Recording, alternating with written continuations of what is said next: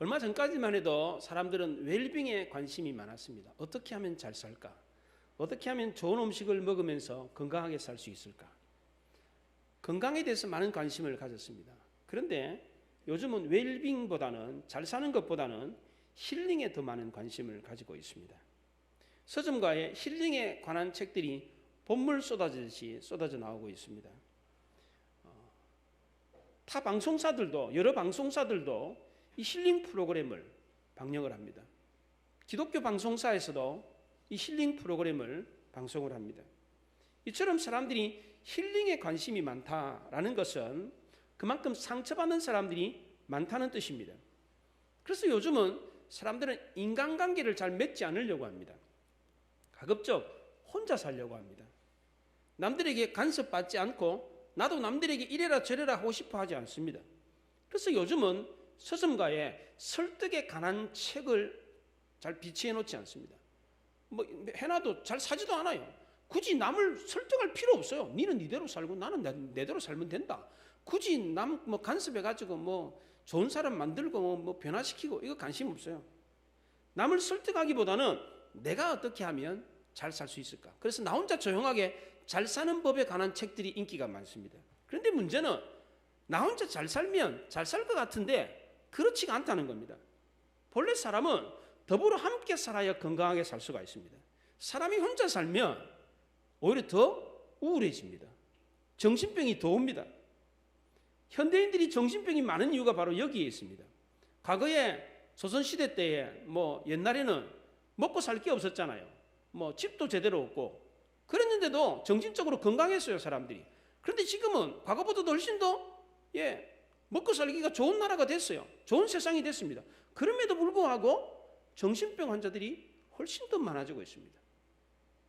정신병을 앓는 환자들이 선진국일수록 더 많습니다. 그래서 요즘은 웰빙보다는 힐링, 이 치유가 더 필요한 것입니다. 사람은 누구나 다 웰빙하고 싶어 하는데, 잘 살고 싶어 하는데 오히려 상처투성이로 사는 경우가 많습니다. 그래서 사람들은 누구나 다 이 위로를 갈망합니다. 이 시대의 위로는 곧 우상이 되었습니다. 내가 위로가 되면 뭐든지 할 수 있다고 생각을 합니다. 심지어 위로받고 싶다는 이유로 죄도 합리화를 합니다. 괜찮아. 누구나 다 죄를 지어. 누구나 다 실수하는 법이야. 하나님도 이 사실을 알고 예수님을 우리에게 보내셨어. 그래서 죄를 회개하면 다 용서해줘. 이러면서 죄를 합리화하기까지 합니다. 이렇게 진정한 위로가 뭔지를 모르는 채 위로만 받으려고 하면 오히려 더 큰 상처를 받고 더 큰 죄악의 수렁으로 빠져들고 맙니다.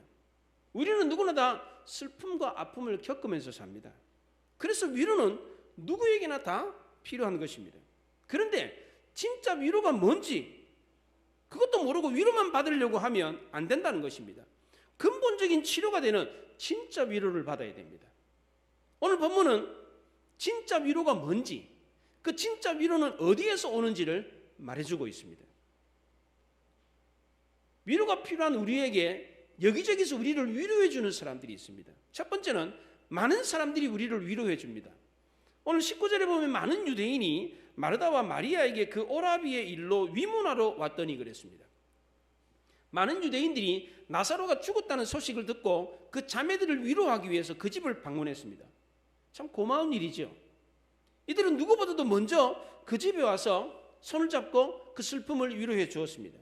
미국 마이애미 대학교의 의과대학 교수인 티파니 필드라고 하는 교수가 터치라고 하는 책에서 이 터치는 사람을 이렇게 만지는 거, 스킨십 하는 거, 이것은 말보다도 10배나 더 강하다.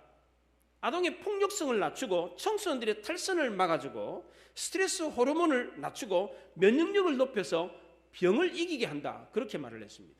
터치가 그렇다는 겁니다. 안아주고 쓰다듬어주고 격려해주고 허깅해주고 이것이 그렇게 좋답니다. 심지어 정신질환을 앓는 사람에게도 이 스킨십이 치료 방법이랍니다. 심지어 불치병도 이 스킨십이 치료 방법이 된다고 그럽니다. 그 예로 실례로 제2차 세계대전 때 이탈리아의 마을에서 있었던 이야기를 하고 있습니다.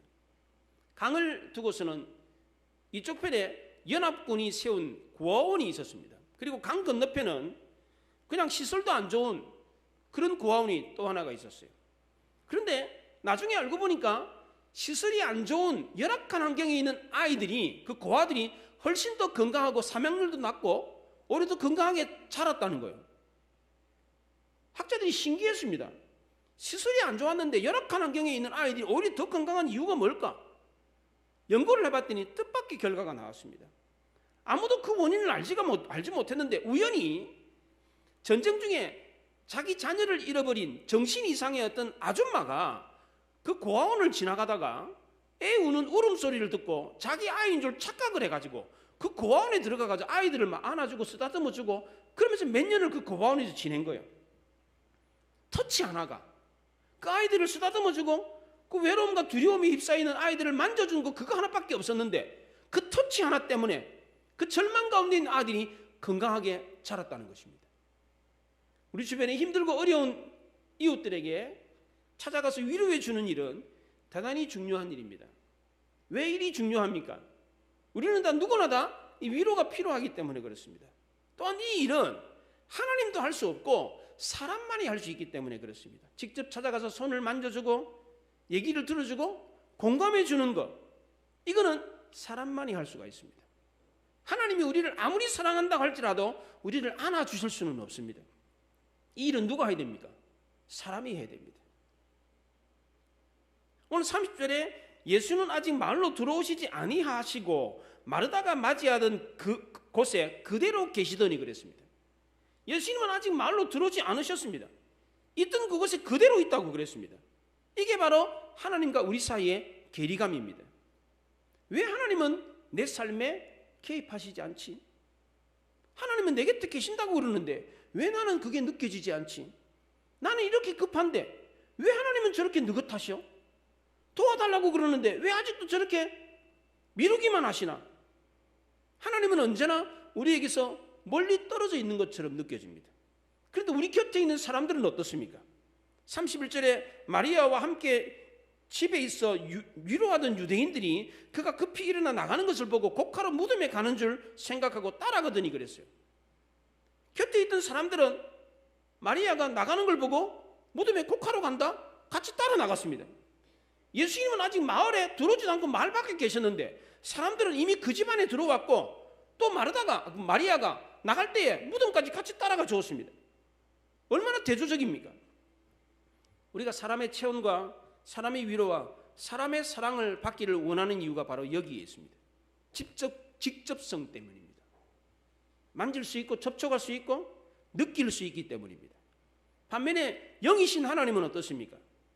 우리를 사랑한다고 하지만 그걸 우리가 알기는 하지만 느낄 수가 없어요. 공감할 수가 없습니다. 그래서 하나님은 사람을 통해서 자신의 사랑과 체온과 위로를 대신 느끼게 해주십니다. 누군가 힘들고 어려울 때에 위로해 주는 일을 사람을 통해서 대신하십니다. 그런데 사람을 통해서 하는 이 위로의 손길은 한계가 있습니다. 위로하러 갔는데 상처만 주고 오는 경우가 있습니다. 몇 마디 말을 하고 위로하기 위해서 무슨 물건을 건넸는데 그것이 오히려 상처가 되는 경우가 있습니다. 오늘 본문의 유대인들을 보십시오. 위로하러 갔는데 괜히 쓸데없는 말을 해가지고 나사로 누이에게 상처를 안겼습니다. 오늘 36절과 37절에 보면 이에 유대인들이 말하되 보라 그가 얼마나 사랑하셨는가 하며 그 중에 어떤 이는 말하되 맹인의 눈을 뜨게 한 이 사람이 그 사람은 죽지 않게 할 수 없었더냐 그랬어요. 예수님이 무덤 앞에서 우는 것을 보시고는 야 정말 예수님이 저 나사로를 정말 사랑했나 보다. 그런데 저렇게 나사로를 사랑했는데 맹인의 눈은 고쳐주면서 왜 나사로의 병은 안 고쳐줘가지고 저렇게 죽게 했나? 나사로의 누이들이 거기에 있었으니까 그 말을 들었을 것 아니에요? 이 성경을 기록한 요한도 그 말을 들었으니까 나사로의 누이들이 그 말을 들었을 겁니다. 예수님이 여기 오지 않았기 때문에 오빠가 죽었다 이런 생각을 마음속에 가지고 있었는데 그 얘기를 들으니까 마치 불에다가 기름을 끼얹는 격이었습니다. 더 원망하게끔 더 상처를 받게끔 했습니다. 지금 유대인들은 이 상황을 잘 몰랐습니다. 예수님이 왜 나사로가 병들었다는 소식을 들었는데도 안 내려왔는지. 예루살렘에서 베다니까지는 오리라 그랬습니다. 오리면 2km입니다. 2km면 30분 만에 올 수 있는 거리입니다. 그런데도 오지 않았어요. 그 이유를 몰랐습니다. 게다가 죽은 지 나흘이나 지났습니다. 시체가 썩어서 냄새가 나도록 예수님이 안 내려오셨어요. 그 이유를 몰랐습니다. 우리나라는 통상적으로 장례가 터지면 조문객들이 언제 옵니까? 조문하러 언제 옵니까? 발인하기 전까지 옵니다. 발인 이후에는 조문을 할 수가 없습니다. 우리나라는 3일장, 5일장, 7일장 홀수 장례를 치릅니다. 보통은 3일장을 치르죠. 근데 유대인들은 우리나라보다 훨씬 짧습니다. 임종한 지 24시간 내에 장례식을 치릅니다. 우리나라는 지위가 높은 사람일수록 문상객들이 많아가지고 장례기간이 깁니다. 그런데 유대인들은 오히려 정반대입니다. 시신을 장시간 매장하지 않는 것을 고인에 대한 불경으로 생각을 합니다. 유족들에게는 부끄러움을 주는 것으로 생각합니다. 시신을 빨리 매장해야 더 좋다고 생각합니다. 영혼이 하나님께로 갔는데 육신은 산자의 땅에 묻어주지 않고 그대로 있으면 그 고인에게 대한 모독이죠. 그리고 그걸 묻어줘야 되는데 안 묻어줬으니까 유족들에게는 부끄러움을 주는 격이었습니다. 그러니까 나사로가 죽은 지 나흘이나 4일이나 지나가지고 예수님이 장례식장에 온 것은 이게 예의에 바른 겁니까? 그런 겁니까? 예의에 그런 행동입니다. 그러면 안 됩니다. 멀리 있어서 늦게 왔다 그러면 이해가 되지만 멀리 있은 게 아닙니다. 예루살렘에서 베다니까지는 불과 2km밖에 안 됩니다. 30분이면 그냥 올 수 있는 거리입니다. 그런데 왜 예수님은 빨리 오지 않으셨어요? 유대인들은 이것을 몰랐습니다. 이걸 모르는 상황에서 내뱉었던 말은, 상황을 모르는 상황에서 내뱉은 말은 거의 대부분 다 실수가 되는 경우가 많습니다. 유대인들이 한 말은 물론 나사로의 누이들에게는 위로가 될 수가 있었습니다. 오빠를 그렇게 사랑했으면서 맹인의 눈까지 떡이 하실 수 있으면서 왜 오빠를 고쳐주지 않았나? 라고 하는 이 누이들의 원망의 말을 이 유대인들이 대신 예수님께 해준 것이었습니다. 그래서 마르다가 뭐라 그럽니까? 주께서 여기 계셨더라면 내 오라비가 죽지 않았겠나이다. 마리아도 똑같은 말을 했습니다. 유대인들이 예수님께 한 말은 누이들을 위로한 말이었습니다. 또 위로하는 차원에서 그 말을 했던 것입니다. 그런데 이 말은 하나님과 누이들 사이를 멀어지게 했습니다. 사람의 말은 내게는 직접적으로 피부에 닿아서 위로가 될 수 있습니다. 그러나 하나님께 대해서는 불신과 원망의 씨앗이 될 수가 있습니다. 이게 바로 사람의 말의 위로의 한계입니다. 그래서 대부분의 종교에서는 극한 어려움을 겪는 사람이 왔을 때 말을 해주지 않습니다. 불교에서도 마찬가지입니다. 큰 어려움을 겪고 절에 위로를 받으러 온 사람들이 있잖아요. 그러면 위로해주는 말을 안 해줍니다. 그걸 무건수행이라 그래요. 아무 말 안 하고 그냥 참선만 하고 가도록 합니다. 기독교 전통도 마찬가지입니다. 침묵의 영성이 있습니다. 사람들은 너무 큰 어려움을 당하면 위로받기를 싫어합니다. 위로받고 싶지 않아 해요. 어떤 말을 해도 무슨 일을 해도 뭘 줘도 위로가 안 되기 때문에 위로받을 생각을 하지 않습니다. 마태복음 2장 18절에 라헬이 자식이 없으므로 위로받기를 거절했다고 그랬습니다. 위로한답시고 괜히 어줍잖은 말을 했다가 더 큰 상처를 주는 경우가 왕왕 있습니다. 사람의 말이 육체적으로는 즐거움을 주고 정신적으로는 안정을 줄 수 있을지 몰라도 영혼을 파괴하는 경우가 있습니다. 그렇기 때문에 위로할 때는 정말 조심해야 됩니다. 특히 조문가 가지고 위로하는 말을 할 때는 더더욱 조심해야 됩니다. 사람들이 종종 조문가 가지고 삼가 명복을 빕니다. 고인의 명복을 빕니다. 좋은 일 하셨기 때문에, 착하게 살았기 때문에 좋은 데 가셨을 겁니다. 이렇게 위로하는 분들이 종종 있습니다. 그런데 이 말은 완전히 틀린 말입니다. 고인의 명복을 빈다. 이 명복이라는 어두울 명자, 어둠의 길, 지옥 가는 길에 복을 빈다, 그런 말입니다. 죽은 사람을 위해서 우리가 복을 빌면 지옥 가는 사람이 천국 갑니까? 그런 법 없습니다. 우리가 착하게 살면 천국 갑니까? 착하게 살았기 때문에, 좋은 일 많이 했기 때문에 좋은 데 가셨을 겁니다. 이거는 완전히 틀린 말입니다. 우리의 신앙을 잘못된 길로 인도하는 것입니다. 그렇기 때문에 사람들의 말을 많이 위로를 받으려고 생각해서는 안 됩니다. 사람들이 위로가 진정한 위로가 되지 않습니다. 두 번째는 사랑하는 사람이 위로가 있습니다. 세상 사람들의 말은 위로의 한계가 있을 수 있지만 정말 가까이 있는 사람들, 정말 사랑하는 사람들의 말은 위로가 될 수가 있습니다. 그러나 이들의 위로의 말도 살아있을 때까지만입니다. 마르다와 마리아 자매는 오빠의 죽음의 원인을 예수님께 돌렸습니다. 예수님이 여기 계셨더라면 안 죽었을 거다, 그렇게 말을 했습니다. 나사로를 사랑했던 마리아와 마르다 자매는 예수님의 능력을 제안했습니다. 예수님 여기 계셨더라면 죽지 않았을 것이다. 예수님 여기 안 계시기 때문에 우리 오빠가 죽었다, 이런 원망이 있었습니다. 그러면 예수님은 그 나사로 옆에 안 있고 멀리 떨어져 계시면 나사로를 살릴 수 없습니까? 또 오빠 나사로가 죽었기 때문에 예수님은 죽은 사람을 살릴 수 없다, 이렇게 제안을 했습니다. 너희들은 오빠 나사로가 죽었기 때문에 지금 와봐야 소용이 없다, 그런 원망의 마음이 있었습니다. 이 말은 예수님께 대한 원망이고 오빠에 대한 포기의 말이었습니다. 이제 다 끝났다는 거예요. 이제 와봐야 소용이 없다는 겁니다. 이처럼 아무리 사랑하는 사람이라고 할지라도 그 사랑은 언제까지입니까? 살아있을 때까지입니다. 사람이 죽으니까 모든 희망을 다 버려버렸습니다. 심지어 마르다는 죽은 오빠를 보고 뭐라고 그랬습니까? 39절에 보십시오. 그 죽은 자의 누이 마르다가 이르되 주여 죽은 지가 나흘이나 되었으며 벌써 냄새가 나나이다. 죽은 지 나흘이나 돼가 썩어서 냄새납니다. 자기 죽은 오빠를 보고, 남이 한 말이 아니에요. 39절 중반절에 그 죽은 자의 누이 마르다가 이르되 그렇게 말했습니다. 이 성경을 기록하는 요한도 깜짝 놀랐어요.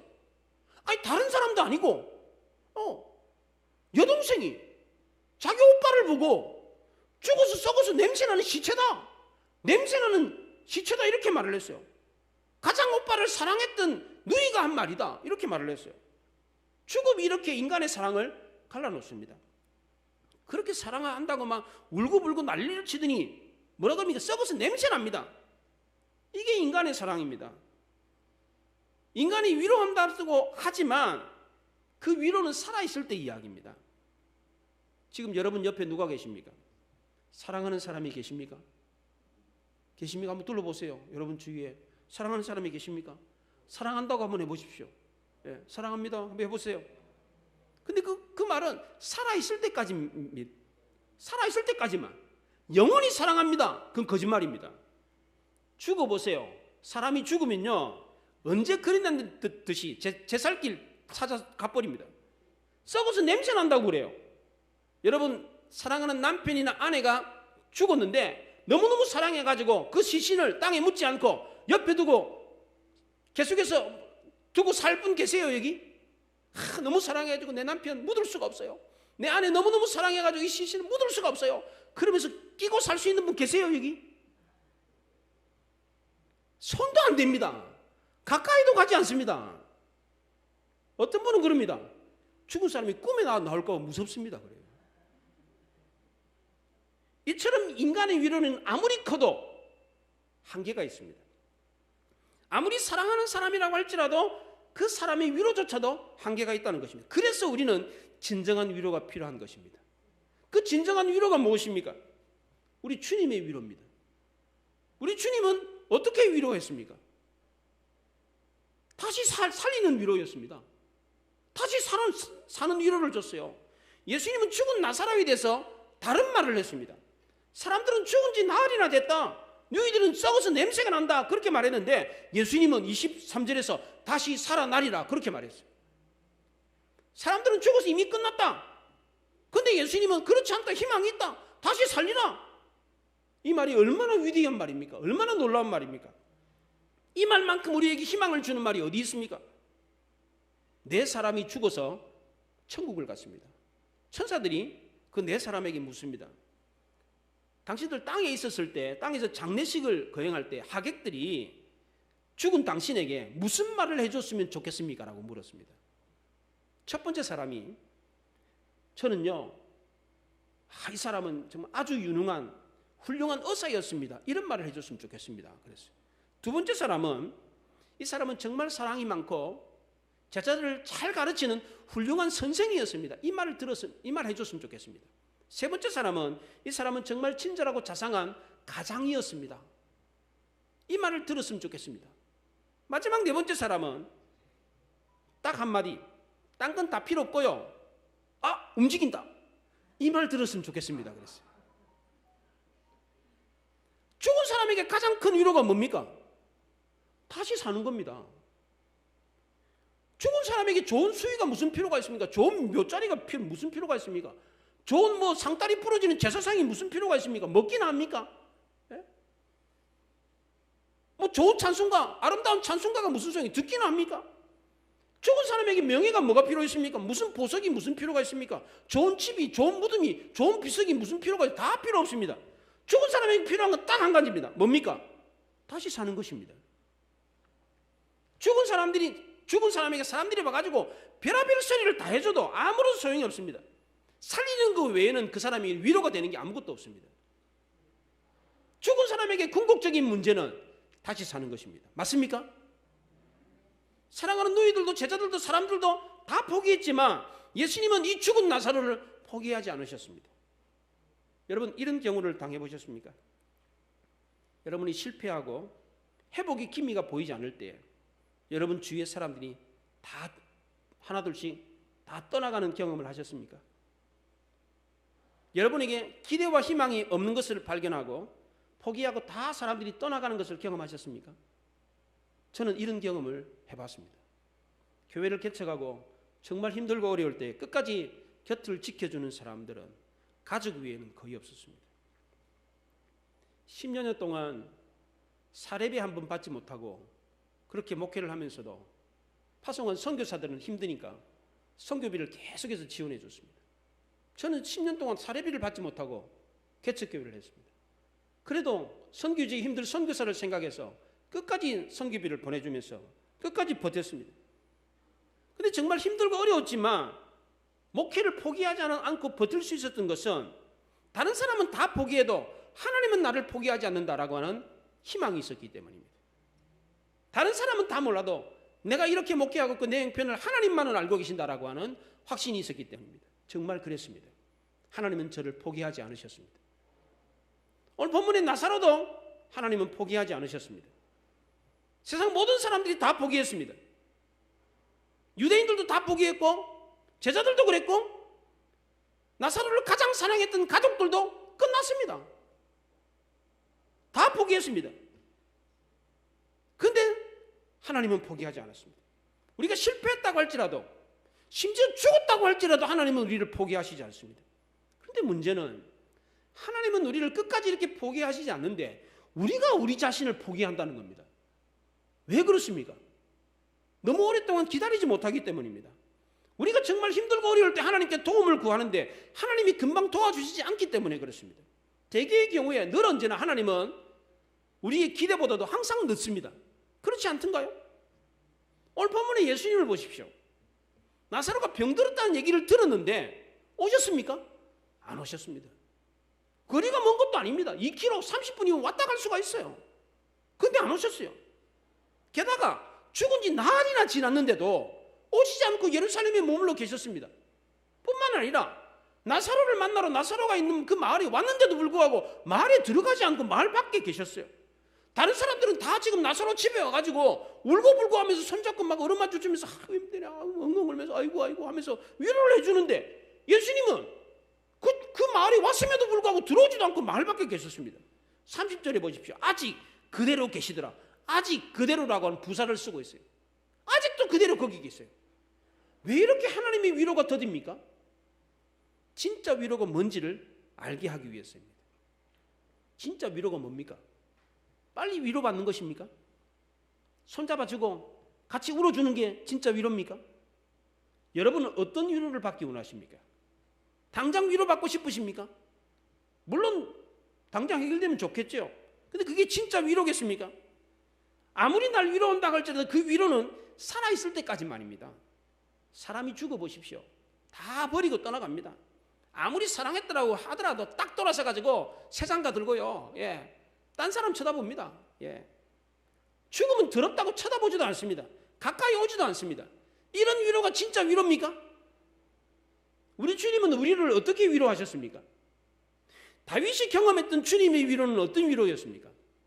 시편 23편 4절에서 내가 사망의 엄침한 골짜기를 다닐지라도 해를 두려워하지 않을 것은 주께서 나와 함께 하심이라 그랬어요. 다윗이 썼던 시편 24편이 위대했던 이유가 바로 이것입니다. 사망의 음침한 골짜기에 다다르면 자기를 좋아했던, 자기를 따르던 사람들이 다 어떡합니까? 다 도망가 버립니다. 다 떠나가 버립니다. 사망의 음침한 골짜기처럼 희망이 없고 죽음만 있는 자리에 가면 다 떠나가 버립니다. 그런데 다윗은 그런 사망의 음침한 골짜기도 두렵지 않다 그랬어요. 왜 그렇습니까? 사람들이 다 떠나가 버렸지만, 자기 신복들, 자기 가족들 다 떠나가 버렸지만 하나님만은 나를 떠나지 나와 함께 계셨기 때문이다 그랬어요.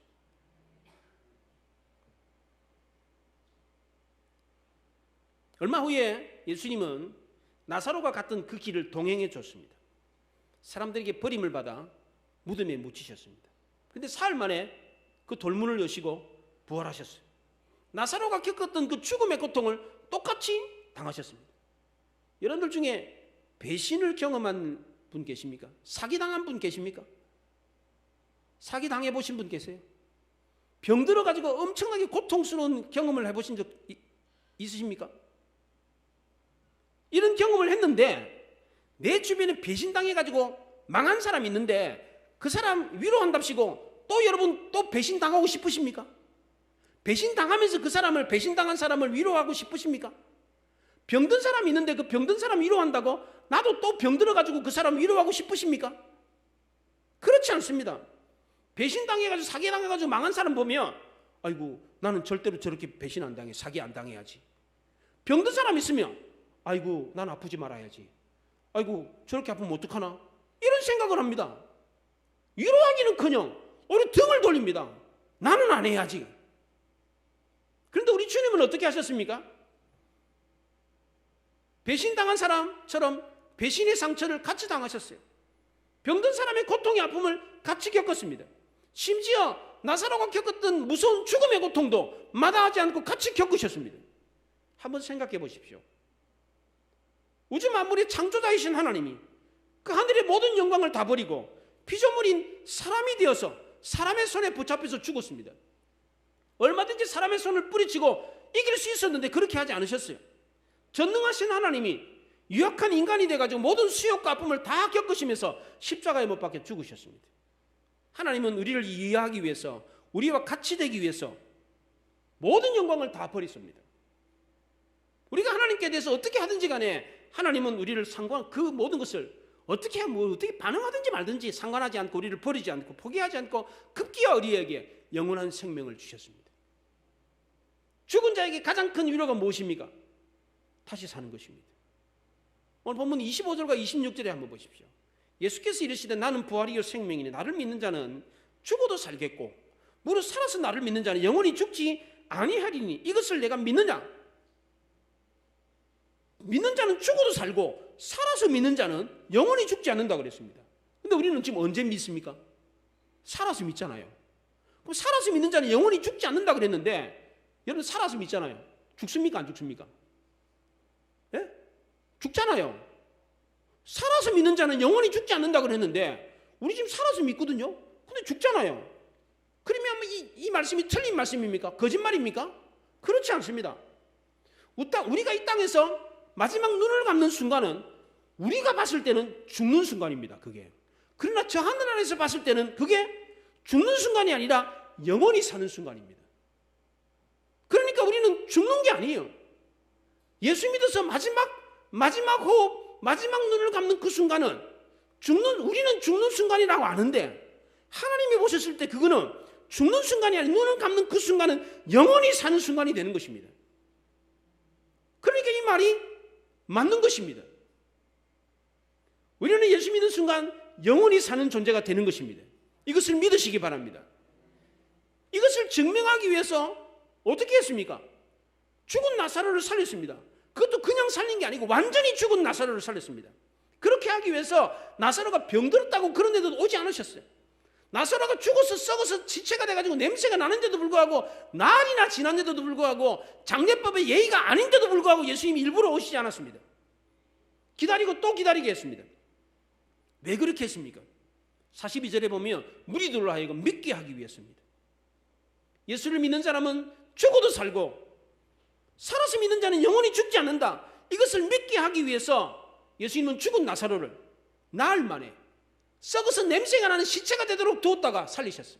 뿐만 아니라 예수님 자신도 죽었다가 3일 만에 다시 살아나셨습니다. 예수님은 자기가 죽었다가 다시 살아날 것이다라는 얘기를 믿지 않는 사람들에게 여러 차례 말씀을 하셨어요.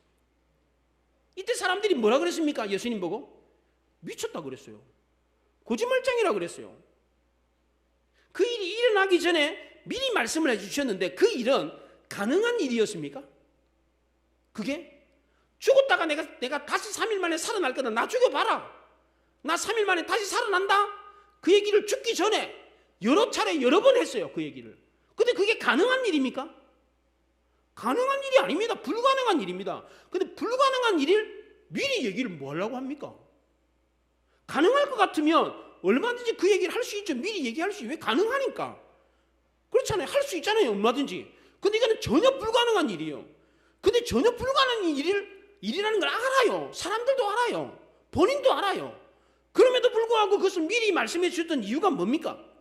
세기를 받기 위해서입니다. 나중에 딴소리 하지 못하게 뒤탈 없이 확실하게 그게 내가 한 말이 사실이었다는 것을 증명하기 위해서입니다. 나를 믿는 자는 죽어도 살고 살아서 나를 믿는 자는 영원히 죽지 않는다. 이거는 분명한 진리다 라는 것을 강조하기 위해서 그렇게 말씀하셨던 것입니다. 이것을 믿어서 영원히 살아라는 겁니다. 이 말씀이 우리에게 주는 진짜 위로, 영원한 진리라는 것입니다. 이 위로의 말씀을 해줄 수 있는 사람, 이 위대한 말씀을 해줄 수 있는 사람이 누가 있습니까? 누가 무덤에 가가지고 죽은 시체 보고 살아나와라 이렇게 말할 수 있는 사람이 누가 있습니까? 여러분 무덤에 가가지고 누가 그 말할 수 있겠어요? 공자가 그 말할 수 있습니까? 마음의 뜨가 석가모니가 그 말할 수 있습니까? 했습니까? 했다는 기록이 있습니까? 경전에? 어디에도 없습니다. 어느 누구도 이 땅에 어느 누구도 무덤 앞에 가가지고 죽은 사람 보고 살아나와라 그렇게 말한 사람이 없고 그런 일도 없었습니다. 유일하게 예수님만이 그 말씀을 하셨고 예수님이 그 말씀을 하실 때 실제로 죽었던 나사로가 죽으면서 살아나왔습니다. 이걸 믿으시기 바랍니다. 이것은 분명한 사실입니다. 이것이 분명한 사실이었기 때문에 예수님은 미리 여러 차례 이 말씀을 하셨던 것입니다. 그리고 실제로 그 일이 일어났습니다. 죽음의 직면에 있는 모든 인간에게 이 말씀만큼 큰 위로가 되는 게 어디 있습니까? 예수를 믿는 사람은 죽어도 살고 살아서 믿는 자는 영원히 죽지 않는다. 이 사실을 믿는 사람은 오늘 이 땅에 어떤 어려움을 겪는다고 할지라도 넉넉히 이겨낼 수가 있습니다. 어떤 실패를 경험한다고 할지라도 다시 일어날 수가 있습니다. 심지어 죽음이 가까워온다고 할지라도 그 죽음을 두려워할 이유가 없습니다. 왜? 눈을 감는 순간은 영원히 사는 순간인데 왜 죽음을 두려워하겠습니까? 여러분 이 사실을 믿으시기 바랍니다. 특별히 나이 드신 분들 죽음이 가까워 와 있잖아요. 두려워하지 마세요. 죽는 순간은 죽는 순간이 아니라 영원히 사는 순간이에요. 죽음도 두렵지가 않아요. 실패도 두렵지가 않습니다. 이것을 믿음으로 힘들고 어려운 어떤 현실도 이겨낼 수 있기를 바랍니다. 어떤 실패와 좌절도 죽음도 두려워하지 않고 승리하는 여러분들이 되시기 바랍니다. 기도하십시다.